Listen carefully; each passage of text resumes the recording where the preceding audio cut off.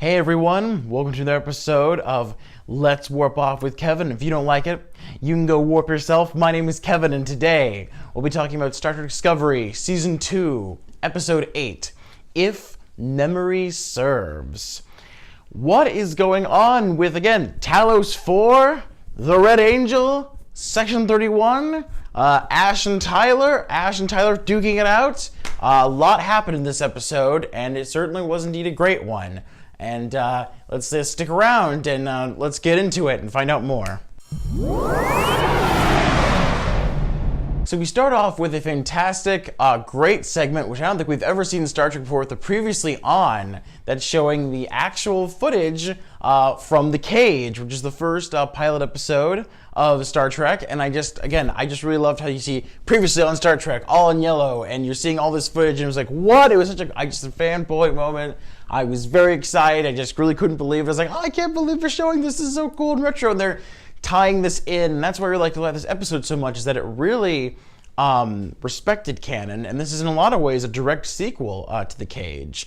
It's almost like, you have The Cage, and you have this episode of Memory Serves, and then you have the Menagerie. So it's almost like a 3-part story involving Talos, and this is the middle chunk.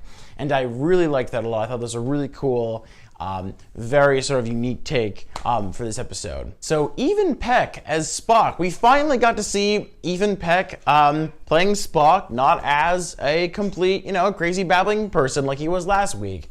I really thought he had great chemistry with Michael Burnham. Icy chemistry, but chemistry nonetheless.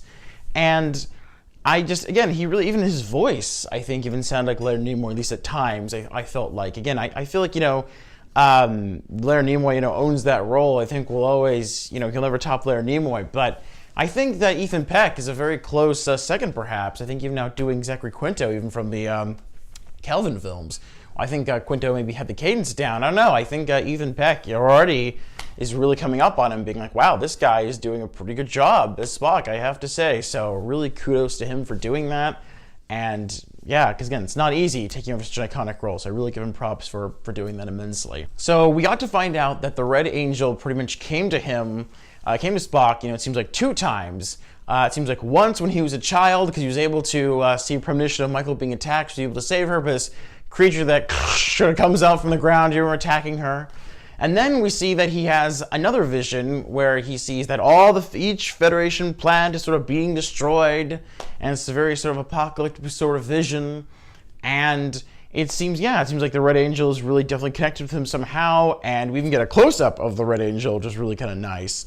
Again, it sort of seems like to me that I still think it might be future Michael Burnham. I still think it's future Michael Burnham. Again, I'm just seeing this all kind of connect, and their connection, showing their, the flashback scenes together. I really, again, still think that the, Red Angel's still Michael Burnham. So that's my theory, and I'm still sticking to it. We also, again, I think we had a really great scene with Spock and Michael Burnham, just showing sort of we finally get to see what was going on with them. What's sort of been, why they have the tension the way they do.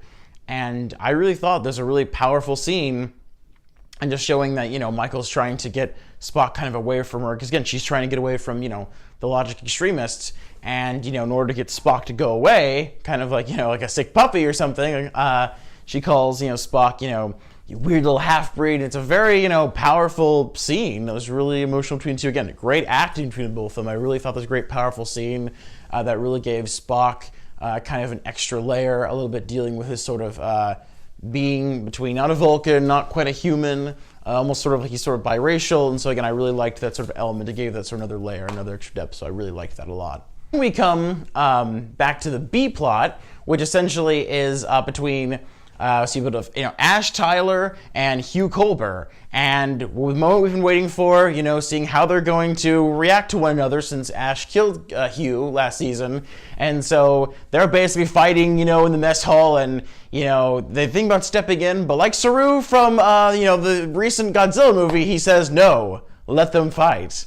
And I thought, again, that was a really interesting take to let them sort of duke it out amongst themselves. Also reminded me of another sci-fi show called Battlestar Galactica, where in that show they had a little boxing ring and they let kind of the people duke out their problems in a very civilized kind of way. So it kind of reminded me of that a little bit as well. And again, I really like how it's showing that Hugh Culber is having lasting effects from what he's going through. More often than not, Trek seems to have a character go through a problem, but due to its episodic nature, they kind of goes away in the next episode. So again, they're really showing that, yes, this regeneration, this effect is having a really serious effect on him, and I'm really liking that a lot. Also, it appears to seem that Ash Tyler is being framed by none other than evil robot Lady Ariam herself. So that's kind of interesting. We'll see how that happens next week with Ariam and how that develops. From a clip we saw, it looks like they're going to confront that as well, with Ariam being taken over still by the virus, giving her the red glowing eyes. We also had another element with this episode involving, again, Section 31. It appears that even in Spock's flashbacks and visions that we saw him, take out those guards, but he didn't murder him. But Section 31 was very much like, oh, well, he's murdering people and blah, blah, blah. So it seems like Spock actually might be being framed by Section 31 to make more of their case, it seems like, which I thought was very interesting as well, because he clearly did not murder them.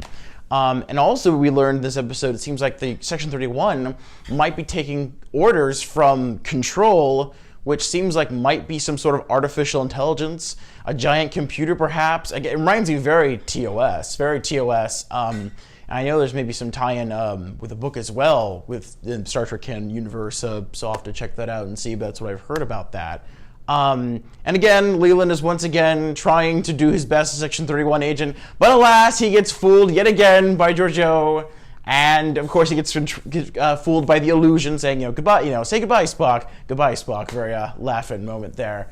And yeah, he's once again made to look like an idiot. And it seems like Leland is probably going to get fired by the end of the season, or maybe he's going to get killed. I don't know, because it seems like he's constantly just getting screwed over every episode. It's almost becoming some sort of Tom and Jerry kind of routine at this point. I don't know. I feel like there's some cartoon sound effects or something. I don't really know. Like, this episode I felt was really fantastic. I loved all the times with the cage. The Telosians looked wonderful. Just the whole aesthetic, Talos 4, the planet, the flowers, all of that stuff. Again, I really loved all that. It was fantastic. And it seems like at the end of the episode, it appears that our crew appears to be Team Red Angel, and they're going to stop the prophetic, doomsday vision of the planets being destroyed.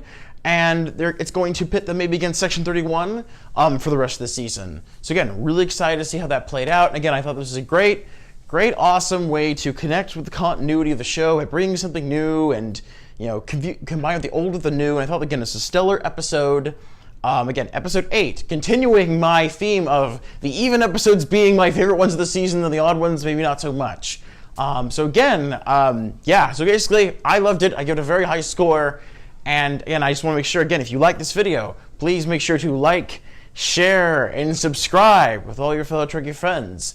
And again, so as far as the question of the day is concerned, what do you think is basically going on? What do you think is going to happen with Section 31 and the Red Angel essentially? Like, what are your theories? Do you still think do you have any more additional Red Angel theories?